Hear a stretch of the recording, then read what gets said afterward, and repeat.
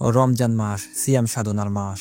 অনেক গর্ভবতী মা আল্লাহর সন্তুষ্টির জন্য রোজা রাখতে চান, কিন্তু গর্ভবতী মায়েদের জন্য রোজা রাখা কি সবসময় নিরাপদ?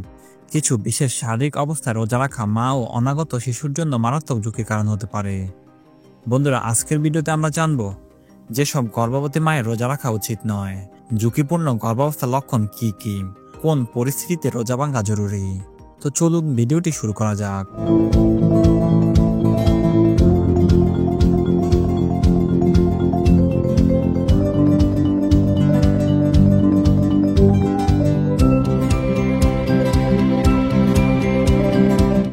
গর্ভাবস্থায় রোজা রাখা কি নিরাপদ? গর্ভাবস্থায় রোজা রাখা কারোর জন্য বাধ্যতামূলক নয়। ইসলাম ধর্মেও স্পষ্টভাবে বলা হয়েছে, যদি রোজা রাখা গর্ভবতী মায়ের শরীরের জন্য ক্ষতিকর হয় তাহলে রোজা না রাখার অনুমতি রয়েছে। তবে কার জন্য রোজা রাখা ঝুঁকিপূর্ণ সেটা আমাদের জানা প্রয়োজন। যেসব গর্ভবতী মায়ের রোজা রাখা উচিত নয়: প্রথম 3 মাসে যদি তীব্র বমি এবং খাবারে অরুচি থাকে। অনেক মায়ের প্রথম 3 মাসে বমি হয়, খাবার খেতে পারেন না, ফলে শরীরে পুষ্টির ঘাটতি হয়।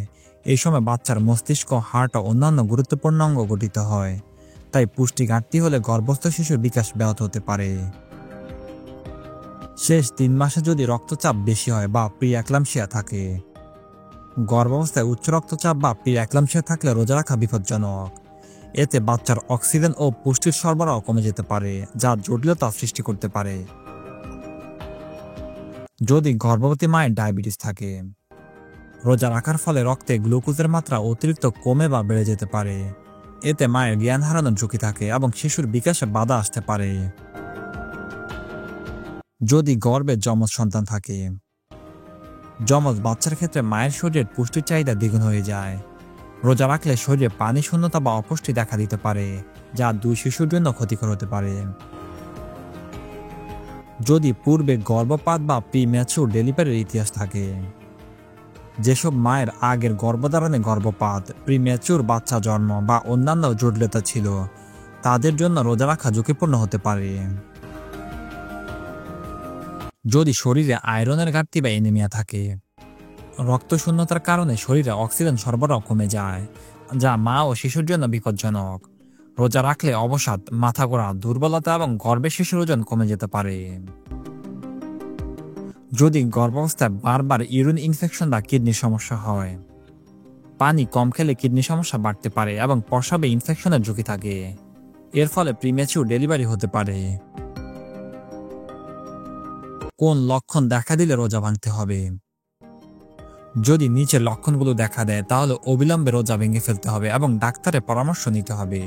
যেমন প্রচণ্ড মাথা ঘোরা বা দুর্বলতা, বুক ধড়ফড় করা বা হাত পা ঠান্ডা হয়ে যাওয়া, প্রস্রাব খুব কম হয়ে যাওয়া এবং ঘাড় হলুদ রঙের হওয়া, পেট শক্ত হয়ে যাওয়া বা ব্যথা অনুভব করা, গর্ভের শিশুর নড়াচড়া কমে যাওয়া, প্রচণ্ড বমি বা ডায়রিয়া হলে। প্রিয় বন্ধুরা, গর্ভাবস্থায় রোজা রাখা উচিত কিনা সেটা এক একজন মায়ের জন্য একভাবে ভিন্ন হতে পারে, তাই নিজেরও বাচ্চার সুস্থতার কথা চিন্তা করে সঠিক সিদ্ধান্ত নিন। ডাক্তারের পরামর্শ ছাড়া কখনোই রোজা রাখার সিদ্ধান্ত নেবেন না। ভিডিওটি ভালো লাগলে লাইক, কমেন্ট ও শেয়ার করুন। আরও নতুন নতুন স্বাস্থ্য সম্পর্কিত ভিডিও পেতে চ্যানেলটি সাবস্ক্রাইব করতে ভুলবেন না।